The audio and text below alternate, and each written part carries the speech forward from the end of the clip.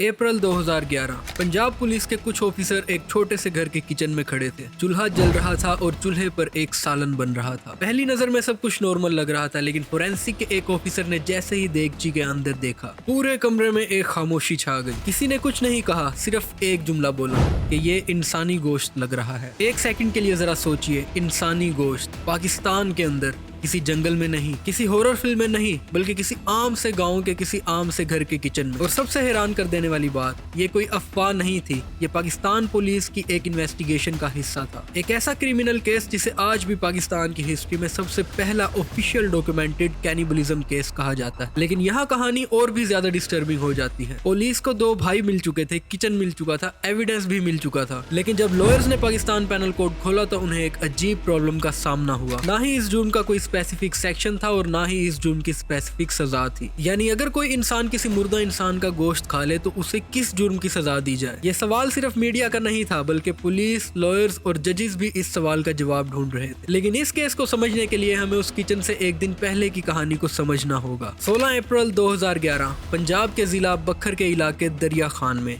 एक 24 साला लड़की जिसका नाम था सायरा परवीन, इसका इंतकाल हो जाता है स्टेज 4 थ्रोट कैंसर की वजह से। घर वालों के लिए ये एक बहुत बड़ा सदमा था। उसी दिन इस लड़की को उस इलाका के कब्रिस्तान में दफन कर दिया जाता है। सब कुछ बिल्कुल नॉर्मल, जनाजा, दुआ, कब्र और फिर घर वापसी। किसी को जरा भी अंदाजा नहीं था कि सिर्फ एक रात बाद सायरा परवीन का इंतकाल एक क्रिमिनल इन्वेस्टिगेशन में तब्दील होने वाला था। अगली सुबह जब उसके घर वाले फातिहा के लिए कब्रिस्तान पहुंचे तो उनके होश उड़ गए। कब्र खुली पड़ी थी, मट्टी हर तरफ बिखरी पड़ी थी और सायरा परवीन की लाश गायब थी। पहले लोगों ने ये सोचा कि ये शायद किसी जानवर का काम है, लेकिन पुलिस ने कुछ मिनट्स की इन्वेस्टिगेशन के बाद ये कह दिया कि ये काम किसी जानवर का नहीं है। कब्र बहुत सफाई से खोदी गई थी और इसके पास फुटप्रिंट्स भी मौजूद थे। ये फुटप्रिंट्स उन्हें एक ऐसे घर तक ले गए जहाँ दो भाई रहते थे, मोहम्मद आरिफ और मोहम्मद जमान। जब पुलिस उस घर के अंदर दाखिल होती है तो अंदर एक अजीब सी खामोशी थी। चारपाई पर एक आदमी आराम से लेटा हुआ था, जैसे वो पुलिस का इंतजार कर रहा। उसके चेहरे पर ना ही कोई घबराहट थी, ना ही पछतावा और ना ही कोई खौफ। जब किचन का रुख किया गया तो चूल्हे पर एक देचकी धीमी आंच पर रखी हुई थी। ढक्कन उठाते ही जो मंजर सामने आया उसने फोरेंसिक टीम के भी होश उड़ा दिए। सालन में इंसानी गोश्त पक रहा था। आरिफ को गिरफ्तार कर लिया गया और जब उससे पूछताछ हुई तो उसने आराम से कह दिया,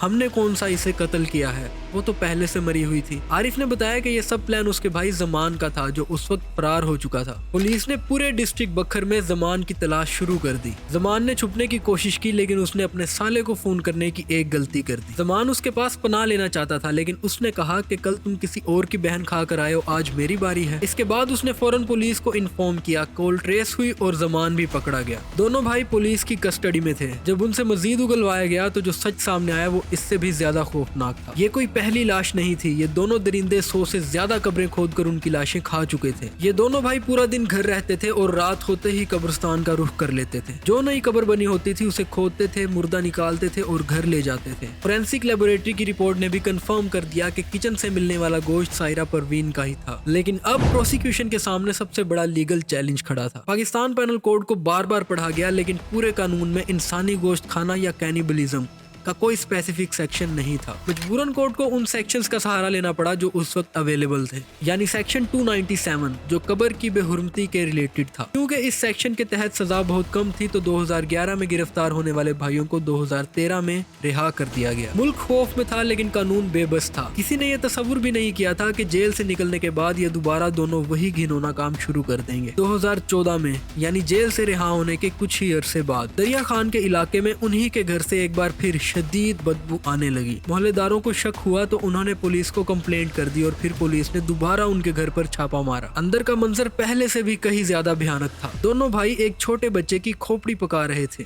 इस दफा हुकूमत समझ चुकी थी कि ये सिर्फ आम क्रिमिनल नहीं है। मामला ऑर्डिनरी कोर्ट से हटाकर एंटी टेररिज्म कोर्ट के हवाले किया गया, क्योंकि इस खौफ ने पूरे इलाके में दहशत फैला दी थी। 2014 में जज साहब ने उन्हें 12 साल की सख्त सजा सुनाई और जेल भेज दिया। यहाँ कहानी खत्म नहीं होती, बल्कि यहाँ कहानी और भी ज्यादा फिक्रमंद हो जाती है। अब 12 साल पूरे हो गए हैं और दोनों भाई आरिफ और जमान दोनों को जेल से रिहा कर दिया गया है। एक ऐसा जुर्म जिसने पूरे पाकिस्तान को खौफ में डाल दिया था, अब उसके मुजरिम आजाद हैं। लेकिन इस मर्तबा हुकूमत और एजेंसीज बहुत अलर्ट हैं। इन दोनों भाइयों को खुला नहीं छोड़ दिया गया, बल्कि इन पर सख्त पाबंदी लगाई गई है कि इन्होंने अपने पुराने गांव या इलाके की तरफ रुख नहीं करना। उन्हें आम आबादी से दूर रखा जाएगा, या तो उन्हें मेंटल हॉस्पिटल में शिफ्ट किया जाएगा या फिर उन्हें एक ऐसी नामालूम जगह पर रखा जाएगा जहां वो आम शहरियों के लिए खतरा ना बन सके। आप लोग इस पूरे मामले पर क्या राय रखते हैं, मुझे कमेंट सेक्शन में जरूर बताइएगा। और अगर आपको ऐसी रिसर्च बेस्ड वीडियोस पसंद हैं तो वीडियो को लाइक और चैनल को सब्सक्राइब कर लें।